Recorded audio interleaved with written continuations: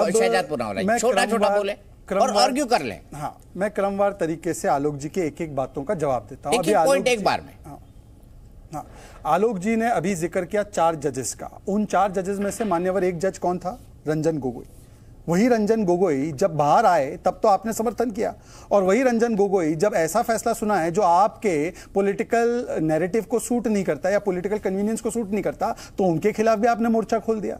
तो बताइए, ये सिलेक्टिवली ये जज ईमानदार और सिलेक्टिवली जज के ऊपर सवाल उठाना ये किस प्रकार से होता है? चलिए छोड़ देते इस बात को। दूसरी बात, इन्होंने कहा कि हमने ट्रिपल तलाक का कानून बायस बनाया, हमने तो कानून का विरोध किया, सुप्रीम कोर्ट के जजमेंट का विरोध नहीं किया। चलिए ठीक है, आप हालांकि अपने इमरान प्रतापगढ़ी से लेकर इमरान मसूद उस समय आपके साथ थे, उनके बयान नहीं बता रहे, पर छोड़ देते हैं। मैं आपको बताता हूं शाहबानू के केस में क्या हुआ जी।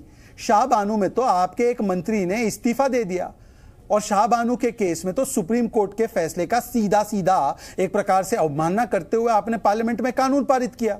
अब उसको भी बता दीजिए कि वो भी नहीं किया।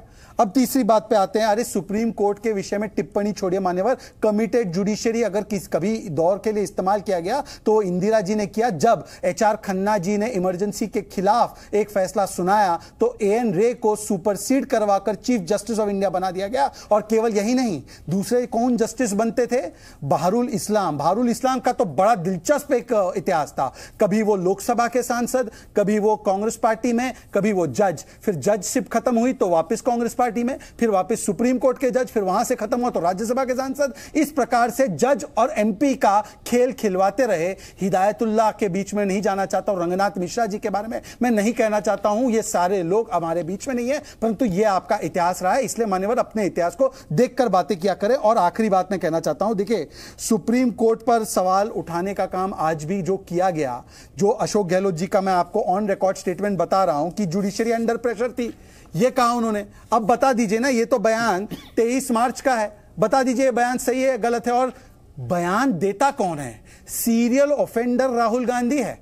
एक बयान दिया तो बताइए ना। अलग अलग प्रकार के सावरकर जी के विषय में बयान, जिसको उद्धव ठाकरे खंडन करते हैं, शरद पवार खंडन करते हैं, सावरकर जी का परिवार कोर्ट चला जाता है। RSS के बारे में बयान भिवंडी कोर्ट में, वहां पर बैक ट्रैक करना पड़ता है और मानना पड़ता है कि आप गलत थे। जिस प्रकार से आपने बयान दिए सैनिकों को लेकर, खून की दलाली से लेकर सर्जिकल स्ट्राइक, ये सारे बयान कांग्रेस की तरफ से आते हैं। हिंदुत्व के विषय में कहना, हिंदुत्व जिसकी परिभाषा सुप्रीम कोर्ट ने की कि ये जीवन शैली है, उसको राहुल गांधी ISIS बोको हराम उनके नेता बताते हैं, और वो बताते हैं कि ये मारना सिखाता है अल्पसंख्यकों को। तो हिंदुत्व की परिभाषा सुप्रीम कोर्ट वाली सही या राहुल गांधी वाली सही? और बाकी सब छोड़ दीजिए, ये बयान सुनिए। अरुणाचल प्रदेश में पीट रहे हैं, जो हमारे जवानों को अरुणाचल प्रदेश में पीट रहे हैं। चलिए बाकी सब छोड़ दीजिए। आपने OBC समाज का अपमान किया, आपने क्या क्या टिप्पणी मोदी जी के विषय में की? हिटलर की मौत मरेगा, कब्र खुदेगी, डैश डैश की मौत मरेगा, नीच भस्मासुर गंगुतेली। बताइए सैनिकों के बारे में क्यों इस प्रकार की टिप्पणी? क्या अरुणाचल में हमारे सैनिकों को चीनी पीट रहे हैं क्या? आप मानते हैं इस बात को? पीट सकता है कोई भारत के सैनिकों को? बताइए एक बार आलोक जी। केवल नारों से सेना मजबूत नहीं होती है। 20 जवान अगर शहीद हुए तो वो कहां हुए थे? क्या वो पाकिस्तान बॉर्डर था? चाइना ही बॉर्डर था ना वो। 20 जवान अगर शहीद हुए तो सरकार को जिम्मेवारी लेनी चाहिए ना, क्यों हुए, कहां हुए? वो चाइना की भूमि थी, हमारी भूमि थी, उनके 50 मरे, 20 मरे, 40 मरे, वो विवाद नहीं है। मेरी सेना के जवान 20 शहीद हुए, वो 20 जवान शहीद किसकी गलती से हुए? नवाज शरीफ की गलती थी क्या उसमें? आप लोग इतना बढ़ चढ़कर सेना के ऊपर राजनीति करते हैं, सेना का राजनीतिकरण करते हैं, और सेना के तमाम अधिकारियों से राजनीतिक बयान तक दिलवाए गए 9 साल में। 1 रैंक 1 पेंशन जो लोग मांगते थक गए, उनके ऊपर आप लोगों ने जंतर मंतर पर लाठी चार्ज कराया। पुलवामा की रिपोर्ट आज तक नहीं आई, पुलवामा के शहीदों को आज तक शहीद का दर्जा नहीं मिला, लेकिन आज का वो विषय नहीं है। जब आपने केवल सेना को राजनीतिक तौर पर इस्तेमाल किया, इसके आगे कुछ नहीं था। अब आपने जो तमाम चीज़ें कही, मैं उन सब चीज़ों को दरकिनार करना चाहता हूँ। मैं आज केवल आज के निर्णय पर आना चाहता हूँ। बीजेपी के तमाम प्रवक्ता जो बड़ी बड़ी प्रेस कॉन्फ्रेंस करते थे राहुल गांधी के ऊपर, जिस दिन भी लोअर कोर्ट या हाई कोर्ट का फैसला आता था, मेरी नॉलेज में नहीं है कि अभी तक किसी प्रेस कॉन्फ्रेंस किसी प्रवक्ता ने कर दी हो। सुना है कि संसद में भी जितने बीजेपी के सांसद थे वो मीडिया से भागते हुए नजर आए। आज पूरी गुजरात की सरकार जो वहां पर केस लड़ रही थी, जिसने कन्विक्शन कराया, खड़े होकर गुजरात की जनता से और देश की जनता से माफी मांगनी चाहिए कि हमने एक झूठा केस फ्रेम किया और इस तरह से उसमें आगे बढ़े हम। तमाम फैक्ट्स गलत थे और पूरे देश को पता था, लेकिन उसके बावजूद बीजेपी अहंकारवश चल रही थी। मैं फिर कहना चाहूँगा, मैं इधर उधर की बात नहीं करना चाहता आज, मैं आज इसी मुद्दे पर रहना चाहता हूँ। किसने क्या कहा, गांधी जी ने को चतुर्बानियाँ और मोदी जी ने कहा कि चीन से हमें सीखना चाहिए, और चीन के बारे में तो क्या क्या है छोड़ दीजिए, मैं आज इसको विषयांतर करना ही नहीं चाहता। लेकिन देश के पहले प्रधानमंत्री हैं जिन्होंने अपनी भूमि कब्जा करने के बाद चीन को क्लीन चिट दी।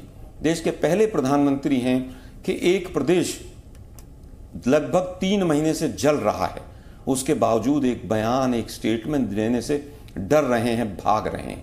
मुझे लगता है कि इससे कमजोर ना प्रधानमंत्री आए हैं, ना इससे कमजोर सरकार आई है।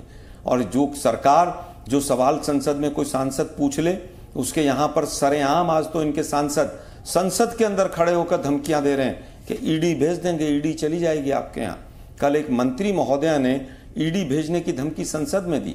मुझे लगता है कि वहीं पर स्पीकर महोदय को उनको रोकना चाहिए था और कहना चाहिए था कि ये मंच इस काम के लिए नहीं है कि यहां पर धमकियां दें। मुझे लगता है दीपक जी कि जिस तरह से देश को चलाया गया, लोकतंत्र का हनन अगर नूह में होता है, मणिपुर में होता है, तमाम जगह पर होता है, सरकारें तोड़ी जाएंगी, खरीद फरोख्त होगी, हम फिर आवाज उठाएंगे। लेकिन आज जो ये फैसला आया है, इसको बीजेपी को बड़े स्वीकार करना चाहिए कि उनकी गलती थी, विनम्रता से। आज भी बीजेपी के प्रवक्ता तमाम बड़ी बड़ी बातें कर रहे हैं, ये हुआ वो हुआ। आज भी विनम्रता से आप स्वीकार कीजिए कि आपसे गलती रही, आपने देश की जनता को गुमराह किया, आपने गुजरात की जनता को धोखा दिया, आपने तमाम फैक्ट्स एंड फिगर्स गलत रखे, आपको माफी मांगनी चाहिए देश से। माफी मांगेंगे शहजाद पूनावाला जी कि आपने राहुल गांधी जी को सजा करवा दी षड्यंत्र करके?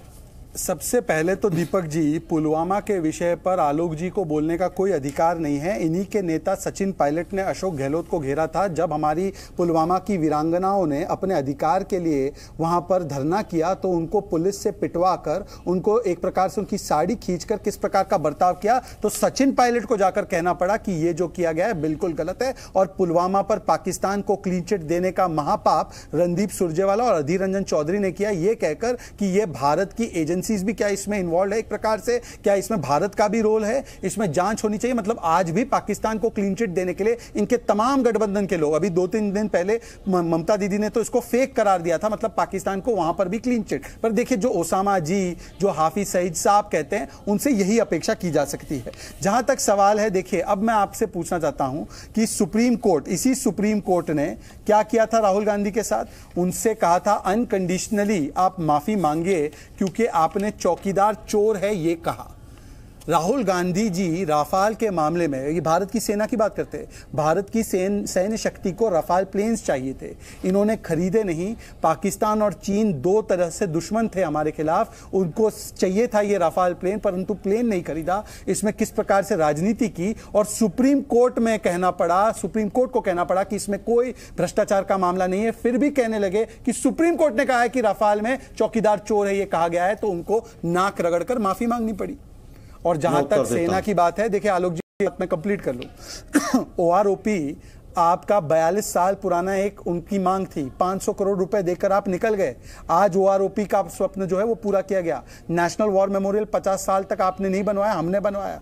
बुलेट प्रूफ जैकेट तक नहीं देते थे, उनको गॉगल्स नहीं देते थे। आज पहली बार AK-47 जो है इंडिजिनियसली बन रही है। आज डिफेंस कॉरिडोर हो रहा है, डिफेंस में करप्शन नहीं हो रहा है। आज डिफेंस के एक्सपोर्ट 15,000 करोड़ से ऊपर हो चुके हैं आत्मनिर्भर भारत के तहत। आज रफाल हो, चिनूक हो, अपाची हो, ये देकर हमारी सैन्य शक्ति को और बल दिया गया। और बाकी सब तो छोड़ दीजिए, 26/11 के बाद आप हाथ मलते रहे। MFN स्टेटस नहीं निकाल पाए पाकिस्तान का। बालाकोट और सर्जिकल स्ट्राइक करके हमने मुंह तोड़ जवाब दिया पाकिस्तान को। और जब जवाब दिया तो पाकिस्तान के साथ आप खड़े हो गए और कहने लगे, क्या कहने लगे कि नहीं चील कौवे मरे हैं, सर्जिकल स्ट्राइक में खून की दलाली हुई है। बताइए कि इस प्रकार का जो बयान देता है, जो विदेशी धरती पर जाकर भारत में हस्तक्षेप की मांग करता है, मुझे तो लगता है ये जुबान नहीं, ये कैरेक्टर फिसलना है। और ये कैरेक्टर का जो दोष है वो दोष आजीवन बना रहेगा, क्योंकि कुछ लोग अपने आप को भारत के ऊपर समझते हैं।